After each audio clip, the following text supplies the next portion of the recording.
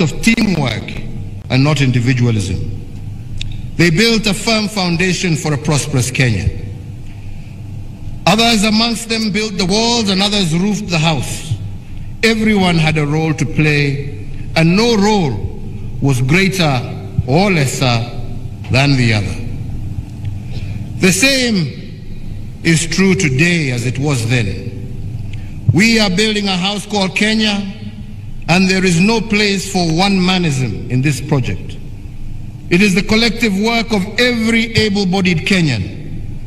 And yes, we will disagree at times, but in our disagreements, we must always remain respectful. In fact, respectful disagreements are what lead to reconciliation. More so, because when we disagree, it is a sign that we are making progress. The making of a nation and the building of a house are a living process. They cannot be static and must be dynamic. Errors are made sometimes, and renovations must correct them after the house is completed. Indeed, in the recent past, in December of 1991, it was established that the one-party system was a design error in our nationhood, and the advancement of the Republic had outlived its usefulness, and we made renovations and changed the system. In 2007, we ran into another defect in our nation-building project, and we discovered that the politics of exclusion, in which the winner takes all, was not good for our country, and we were bold enough to change our constitution and expand the executive in order to accommodate the excluded. And indeed, when the former Prime Minister, Right Honorable Raila Odinga, and I shook hands on March 8th of 2018, it was because we saw a crack on the wall of our nation.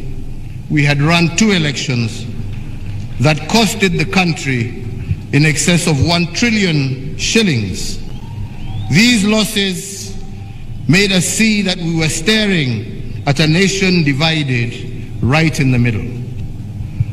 But because we had disagreed respectfully, we knew that this was a mark of progress, and though it was difficult, the necessity, the reason, and recognition that we as Kenyans need each other, nation before self, as our forefathers had taught us, to come together reinforced our resolve. Therefore, again, I will continue to say that we need to come together and mend the crack on the wall of our nation, and this, I believe, is what necessitated the First Amendment to our Constitution. And although it encountered some legal obstacles, I say again today that BBI is just a dream deferred. One day, someday, it will happen. Because just as the country cannot survive ethnic majoritarianism and exclusion, just in the same breath, it cannot survive unfair and skewed representation. This is a design defect, and we must fix it. Fellow Kenyans, the Garden of the People, therefore, is not just a place of remembrance. It was gifted to us as a place where generations shall tell stories